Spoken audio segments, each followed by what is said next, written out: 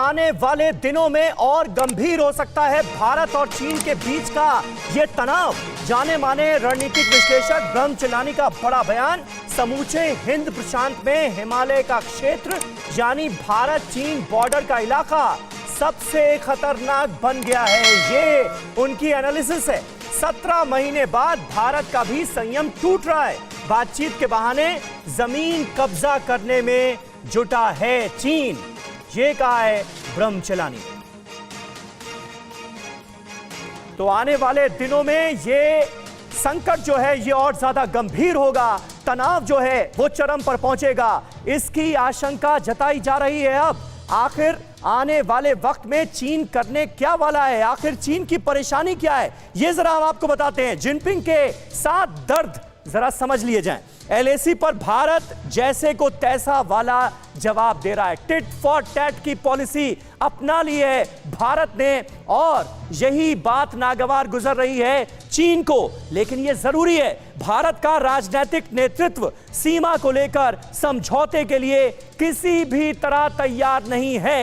1 inch पर भी अगर बुरी नजर डाली तो अंजाम भुगतना होगा, यह मैसेज दे दिया गया है हिंदुस्तान की तरफ से। अमेरिका समेत तमाम बड़े देश आज की तारीख में भारत के साथ खड़े हुए नजर आ रहे हैं और भारत की नीतियों और भारत की पॉलिसीज का समर्थन कर रहे हैं। इससे भी मिर्ची लग रही है चीन को। क्वाड जैसे संगठन, जिसका हम अभी थोड़ी देर पहले जिक्र कर रहे थे, क्वाड जैसे संगठन चीन को अपने खिलाफ लगते हैं और हैं भी। चीन की विस्तारवादी नीतियों के खिलाफ यह गठबंधन आने वाले वक्त में और मजबूत होगा, क्वाड का विस्तार होगा, यह भी कहा जा रहा है। इससे चीन बिलबिलाया हुआ है। भारत की वजह से चीन की विस्तारवादी नीति दरअसल परवान नहीं चढ़ पा रही है। यह भी खींच है कहीं ना कहीं ड्रैगन मुल्क को, जिसकी वजह से वो सीमा पर लगातार ऐसी हरकतें कर रहा है। चीन अपनी इन्हीं करतूतों की वजह से आज दुनिया में अलग थलग पड़ चुका है। जितने भी जिम्मेदार मुल्क हैं उन्होंने एक तरह से किनारा कशी अख्तियार कर ली है चीन के मौजूदा रुख को लेकर। उसके बावजूद भी चीन सुधरने को तैयार नजर नहीं आ रहा है। हमारे साथ तमाम खास मेहमान इस वक्त मौजूद हैं और यहां पर त्रिपाठी जी, मैं आपसे जानना चाहूंगा आने वाले वक्त में चीन क्या चाहता है। बहुत हद तक उसकी करतूतें बताती हुई नजर आ रही हैं। एक तरफ क्वाड का विस्तार, चीन की विस्तारवादी नीतियों को लगातार जवाब देना, क्या स्थिति और गंभीर होगी आने वाले वक्त में या चीन कुछ समझौता करेगा, आसार क्या नजर आते हैं?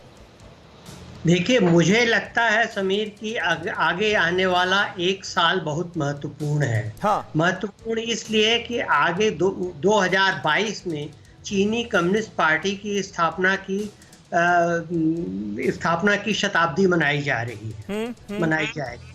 तो ऐसे मौकों पे शी जिनपिंग नहीं चाहेंगे कि उनके देश के लोग उनको एक कमजोर नेता के रूप में देखें। इसलिए ये सारा कुछ इसीलिए है कि चीन और उसके मुखपृष्ठ भी सब यही दिखाते रहे कि चीन बहुत तैयार है, चीन सही है और चीन इस नेतृत्व में बहुत आगे बढ़ रहा है।